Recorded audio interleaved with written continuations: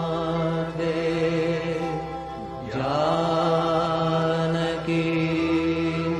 जानकीनाथे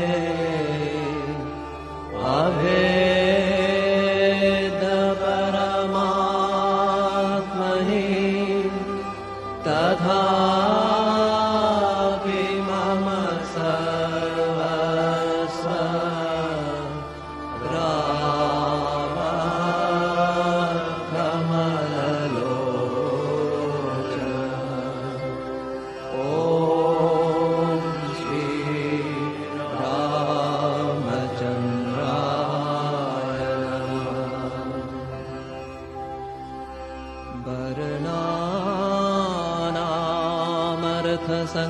वर्णानामर्थसङ्घानां रसानां छन्दसामपि मङ्गलानां च कर्तारो वन्दे वाणी विनायको भवानी शङ्करौ वन्दे श्रद्धा विश्वासरूपिणौ याभ्यां विना न पश्यन्ति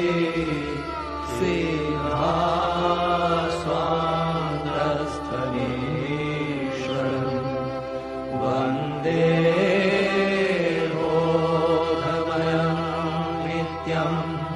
गुरुं शङ्कररूपिणं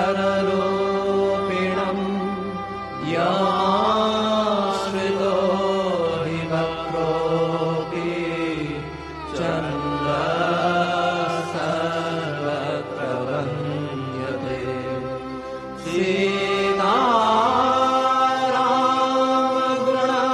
सीतारामगुणग्रामं पुण्यारण्यविहारिणो वन्दे विशुद्धविज्ञानो कवीश्वर कवीश्वरो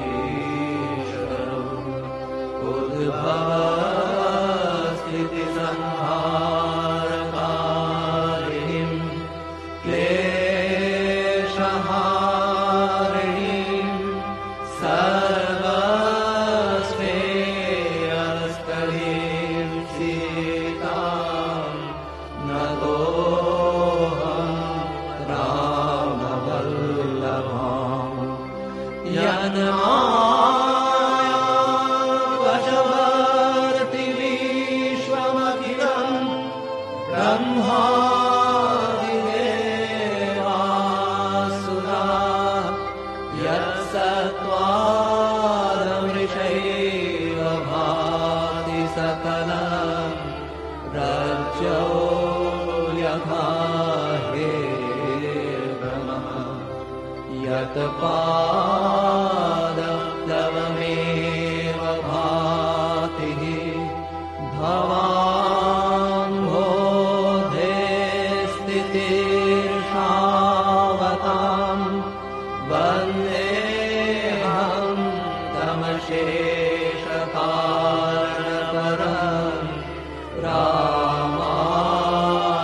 रामाख्यमीशं हरिं प्रसन्नतां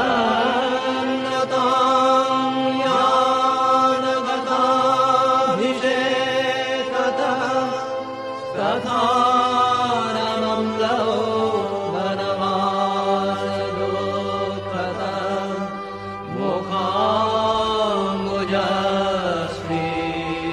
मुखाम्बुजश्रीरघुनन्दनस्य मे सदास्तु सा मञ्जुलमङ्गलप्रदा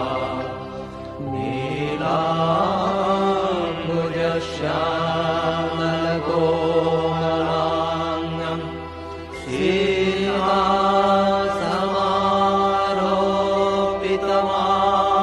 सीतासमारोपितवामभागं पाणौ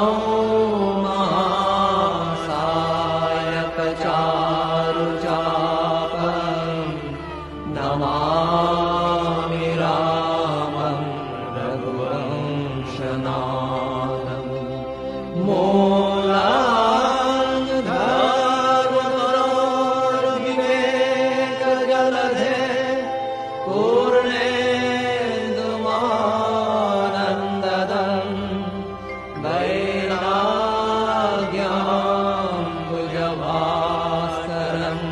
नगहरं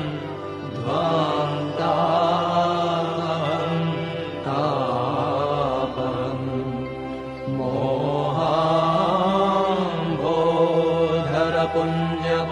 मोहाम्बोधरपुञ्जपाटनविधौ हे सम्भवं शङ्करं वन्दे ब्रह्मकुले कलङ्कशमनं श्रीरामभूपाभ्यम् सान्द्रानन्दपयोदशो भरतनुं पीताम्बरं सुन्दरं पाणौ बाणशरासनं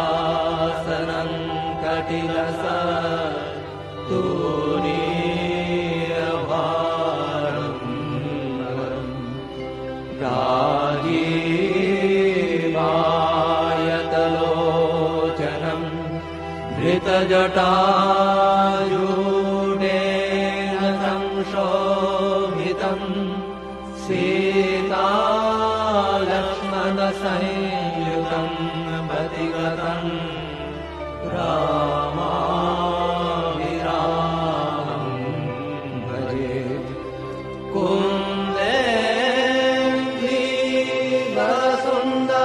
कुन्देन्दीवरसुन्दरावतिगलौ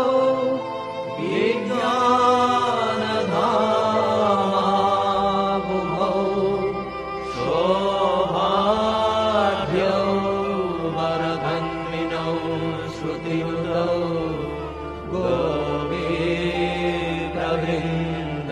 गोपीप्रवृन्दप्रियौ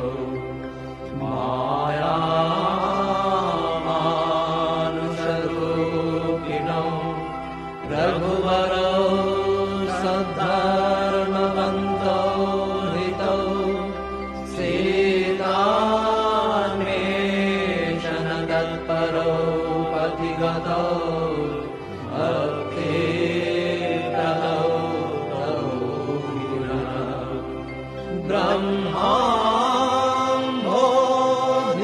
ब्रह्माम्भोधिसमुद्भवं कलिमलप्रज्ञं शरणं चाभयं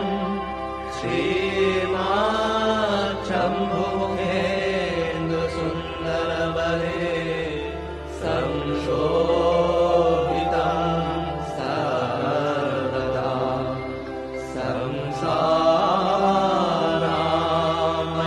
संसारामयभेषजं सुमधुरं श्रीजानकी जीवनं धन्यास्ते कृतिना पिबन्ति सततं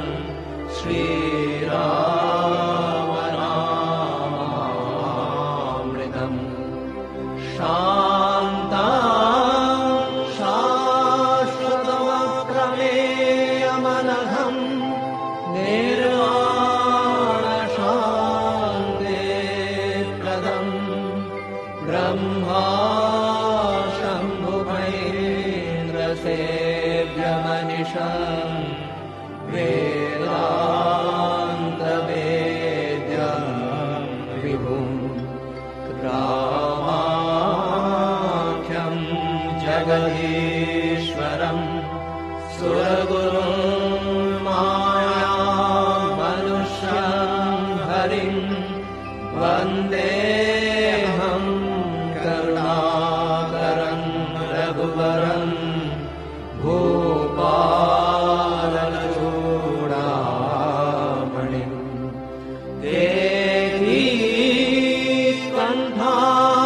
देवीकण्ठाभरीरं सुरवरविलसद् विप्रपादाभ्यचिह्नं शोभाढ्यं पीतवस्त्रं सरसिजनयनं सर्वदा सुप्रसन्नम् आनो नाराजचापं कपिनिकरयुतं बन्धुना सेव्यमानं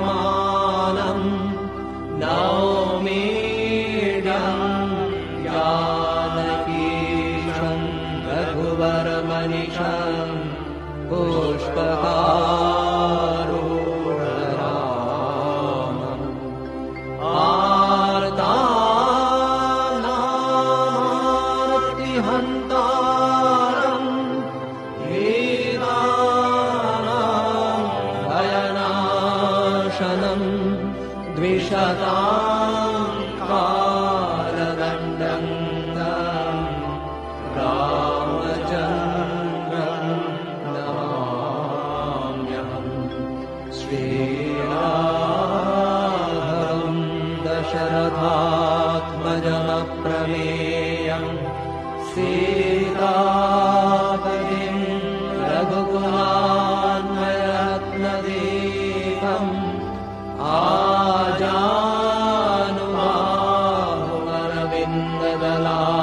आजानुबाहुरविन्ददलायताक्षम् रामं निशाचरविनाशकरं नमामि। वैदेहीसहितं सुरद्रुमतले हैमे महामण्डपे मध्ये पुष्पका